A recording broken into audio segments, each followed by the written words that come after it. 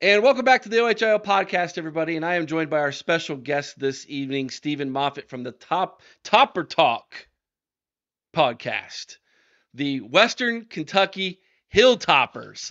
And let's just start there.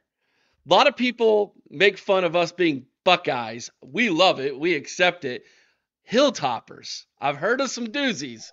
What even is a Hilltopper? It for such a name that draws so many questions, we hear that one a lot, but it's a simple answer.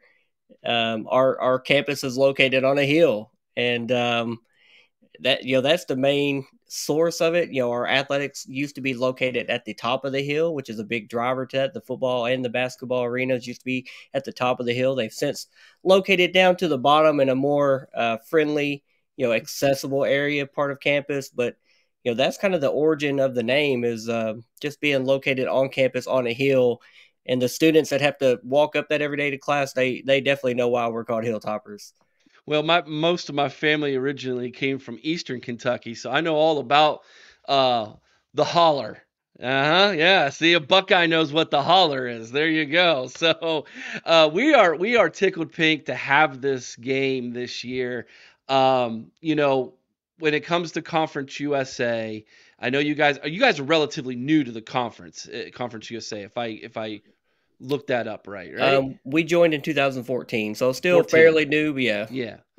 So we've played a lot of teams from Conference USA when they weren't a part of Conference USA, believe it or not. We've played Cincinnati a bunch, and they've been in and out of that conference.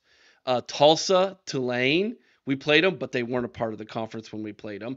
But here's another little take about Ohio State. We've only played two other schools from Kentucky, of course, UK and Louisville, and we haven't played them since I haven't played Louisville since the 90s, and we haven't played Kentucky since the 1930s. So, you would think Ohio and Kentucky would get together more often. They have in basketball, but football's the thing here in Ohio and at Ohio State. And so we're tickled pink to actually have a school pretty close to us coming to play in Ohio State. So that being said, let me get to my next question. What were the expectations for the Hilltoppers this season before the season even got started? Well, the expectations are pretty high for the Hilltoppers. Conference USA has seen a lot of movement. We've had a lot of teams that moved out to the Sun Belt a couple years ago. Then we had six more teams this year that moved out to the AAC. So this year's Conference USA is a really different look than what we've seen in the recent years past.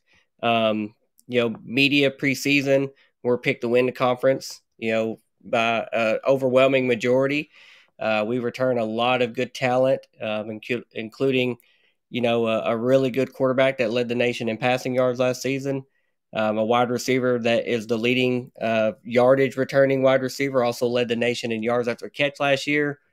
Preseason defensive player of the year in Conference USA, a lot of good transfers from other P5 schools that are coming in, and just a lot of returning talent. So, I don't want to say it's conference championship or bust, but the expectations are high that we have the talent, we have the team, we have the coach, and in this new look Conference USA that doesn't have the UTSA that we've battled the last couple of years and come up on the short end.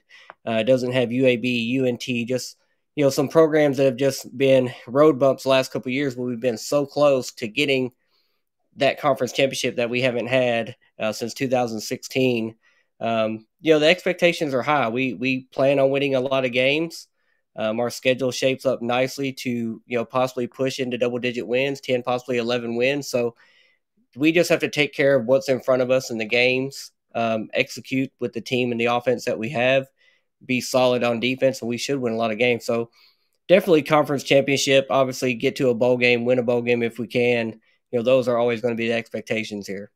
Yeah, I've caught several Western Kentucky games in the past. I haven't watched them yet this year. We're going to be diving into the film this week and getting a glimpse. We know you guys can score the football. Absolutely can score the football. Defense, though, different question a little bit there. It kind of reminds us a little bit of what Ohio State has been. in the last few years. Big time on the offensive side and just Olay on the defense. And can we outscore you? We go back, we look at the Georgia game last year in the college football playoff. I mean, if we get one more stop, we're probably national champions last year, given that offense. Of course, now this year it's a little bit reversed a little bit for Ohio State. So, with that being said, what is kind of the feel for this team? I mean, has is there any talk about we need to improve the defense, or is it just like, hey man, we're an offensive team, let's go score as many as we can, and we'll just outscore everybody, and that's just kind of the philosophy that the Hilltoppers have?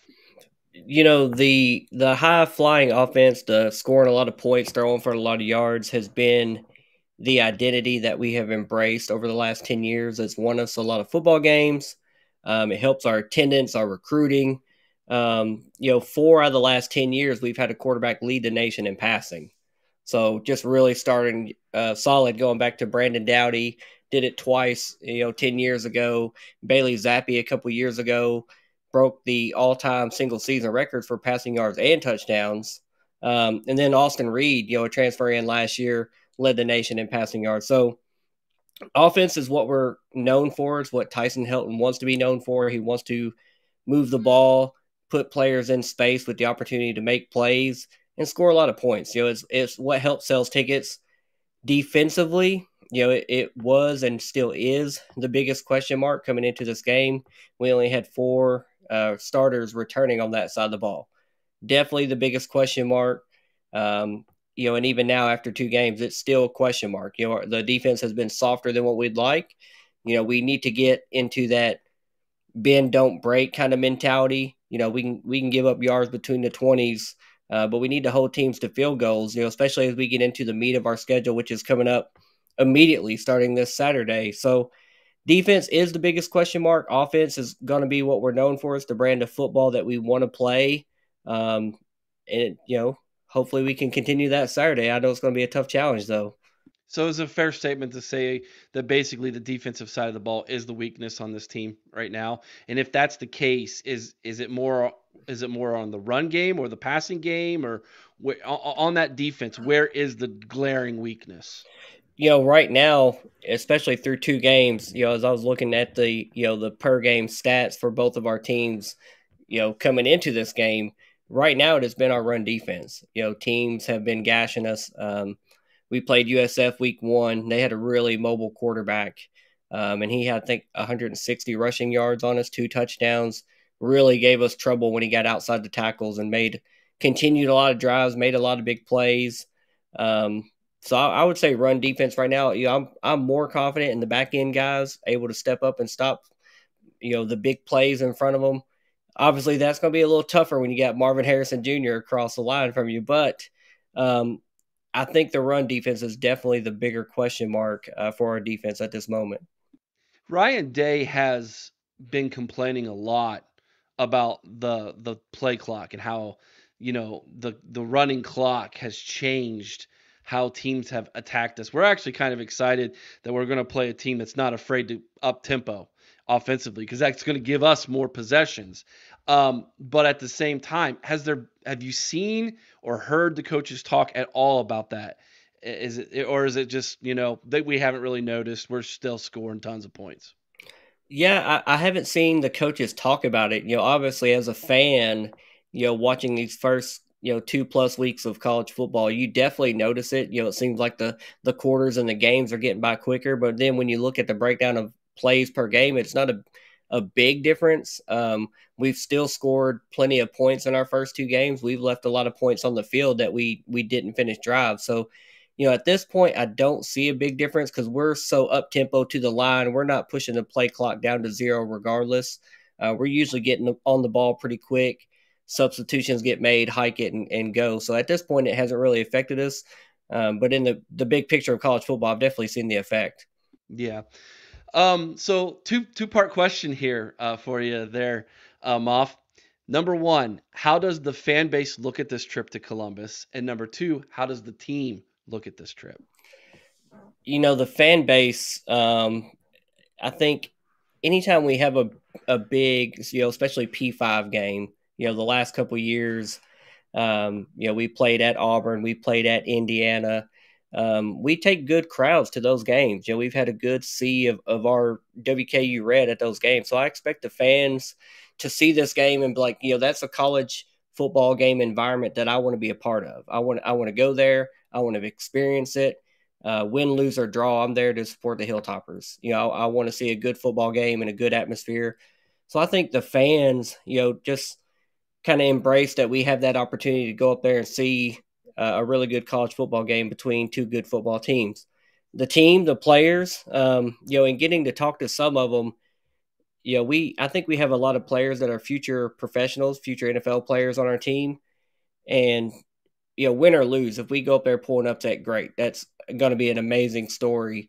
But a lot of these players see this as a big opportunity to put good game film Mm. against a really solid team, really solid defensive team.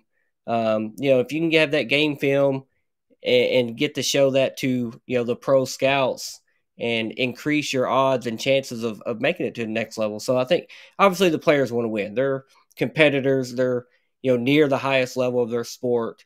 They're going there to win the game. They're not going to go there to lose the game, um, albeit that being a tough task. But they know that the opportunity in front of them is to show that they can compete with the best of the best, and that's what they hope to do. A follow-up question: how many potential NFL players are on this roster, in your opinion? I mean, off the top of my head, I mean, there's three that I'll see getting projected and drafted this next year. Austin Reed, quarterback; Malachi Corley, wide receiver; Jaquez Evans, defensive end, linebacker, kind of a hybrid guy. And then we've got several other guys in the secondary, Upton Stout type players, a couple P5 wide receivers that have transferred here: Blue Smith, Jimmy Holiday, Xavion Capers. I think there's a lot of talent on this team and players that once we plug them into this system and they fully grasp what we're doing, they're going to get the best opportunity to shine and show their talents. So, there's several. Those three are kind of going to naturally float to the top of the list just with all the preseason accolades, the success they've had over the previous seasons. But, a good group of guys on this team. Yeah. So I want you to put your projection hat on a little bit, and if you on Saturday you're sitting in the horseshoe, which I assume is going to be your first trip to one of the most beautiful places to watch a game. And are you sitting in your section, by the way? Are you sitting with mostly WKY fans or WKU fans? Yes, sir. I order tickets through our tickets office. I'll be in Okay. section 10C. Okay, okay. So you're gonna be on the northeast corner. All right. So you'll be opposite of the big screen, or the open end of the stadium, as we used to call it back when the stadium was truly a horseshoe, which is where the name the shoe comes from. So that being said, um, you're sitting there Saturday. Give me what you believe the game will look like from your perspective, beginning, middle, end. What do you kind of foresee happening? I think that Western Kentucky has to come out aggressive. It reminds me of a game we played at Alabama several years ago. I think it was 2016, and then even we played at Auburn last year. We had to come out very aggressively, kind of sprinkled in some mixed plays, a flea flicker here and there. Last year, even though Auburn was down in terms of their season, we're still a G5 small team going into Auburn. We had them tied at halftime, 17-17 at half. After the half, now it didn't play out in our favor. The run game started to gash us. But in my opinion, we're going to have to come out aggressive. Not we're not going to be sprinkling a bunch of run plays in there. We're going to be dropping back 4 or 5 wide, throwing the ball over the yard, and trying to put guys in position to make plays. Obviously you want to keep it close to half, then come out of half and try to keep it close to the end and just give yourself a shot to win. I think the team and most realistic fans know that coming into this kind of environment with the top 10, perennial, potential national championship team knows that to come in there and get this upset, we're almost going to have to pitch a perfect game. We're going to have to do everything right, execute in all three phases of the game, and maybe even have a little luck, whether that be turnovers or whatever it is, go our way. to come out of there with a victory. But I think, coming out aggressive early, trying to keep it close in the middle, score as many points as we can, don't have empty drives, and give yourself a shot going into the fourth quarter. That's all you can do. All right. So let's kind of jump ahead then. I'll come back and get this other question here at the end. What is your score prediction then for Saturday? I did a big batch of score predictions for our podcast, and I did this preseason. This was with a lot of unknown variables, not just for us, but just for our opponents as well, because we had several opponents with new head coaches. We have you all with a new quarterback that you're breaking in. So my preseason prediction was that OSU would win 41-20. Um, as we get closer to the game day, I'm not sure that I'm going to stray a lot from that. I know the line has moved from OSU being favored by 26 to now 27 and a half. But I think, what we want to do is just keep it respectable, not get blown out, obviously come out there healthy. And I think a 41-20 ball game would certainly show that, hey, we came to play. We didn't just roll over and accept a check and go back home. If we cover that spread, I'll be shocked. Let's be honest with you. I'll be shocked. I would say hammer the under. If you're a betting fan and you're watching this and you're a Hilltopper fan, take the under, win some money. I don't think Ohio State has covered the spread. I want to say it's been 7 straight games now. We've been under. Now, there's a lot of Ohio State fans, and a lot of them wear scarlet and gray glasses. And Vegas knows this. So they always pump that score up a few points more to see how many more Buckeye fans can they win money on, it seems like. So definitely hammer the under there. All right. So I'm really interested in your take. I know the eastern part of the state very well, like I said.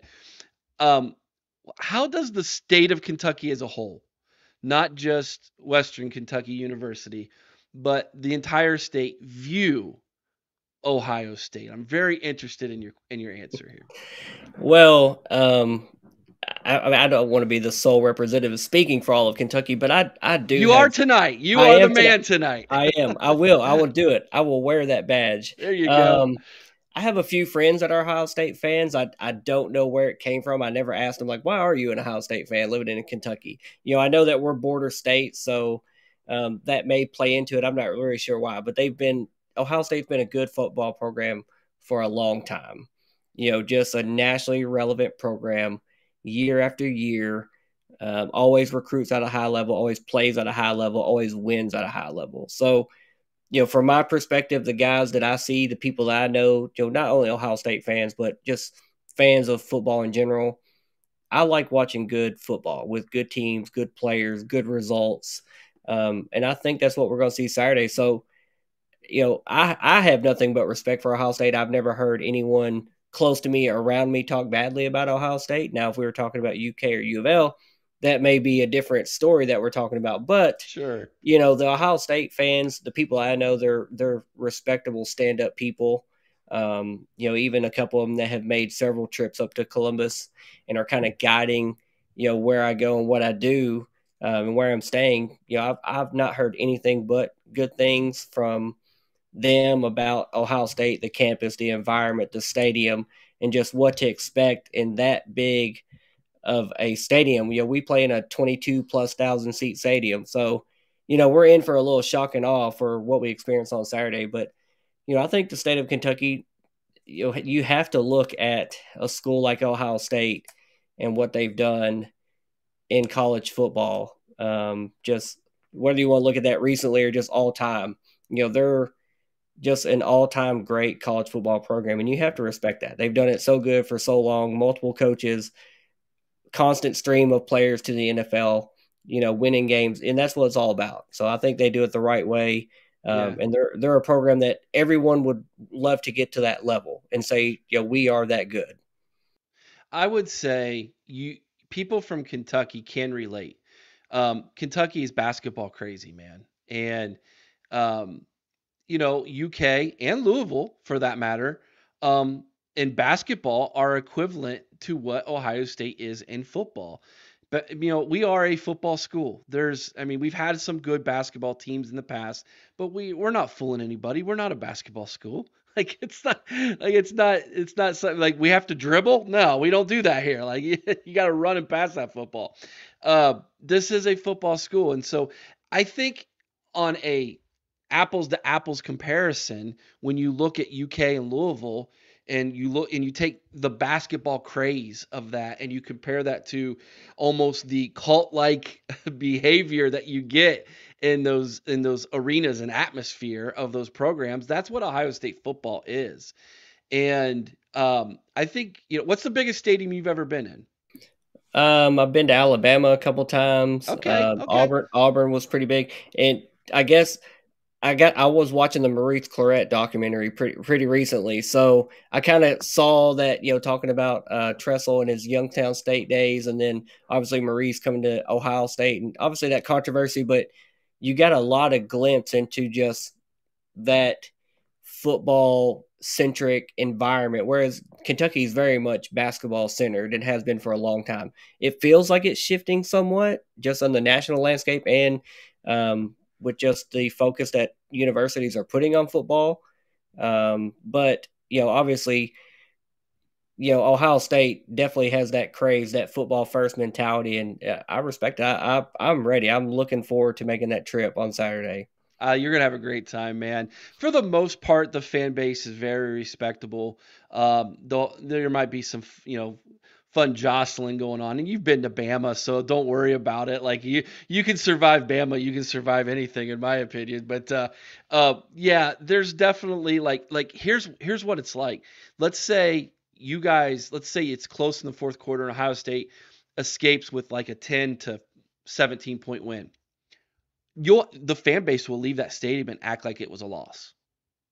That's what it's like. The standard is just so high and the expectations are so high there that it is like this crazed buildup that happens.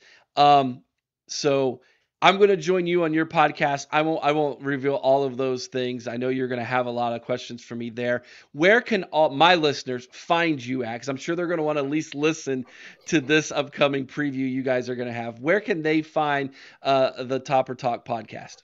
Yes, sir. You can follow us on Twitter or Instagram at topper_talk. And then we're on YouTube at Topper Talk Podcast. So that would be where to find us in all our episodes. Fantastic. Thank you so much, Ma, for joining us here on the OHO podcast. Truly appreciate it. You enjoy yourself Saturday. Win, lose, or draw, I think you're going to have a great time in what we call C-Bus. Yes, sir. I appreciate you for having me. Thank you. You're welcome.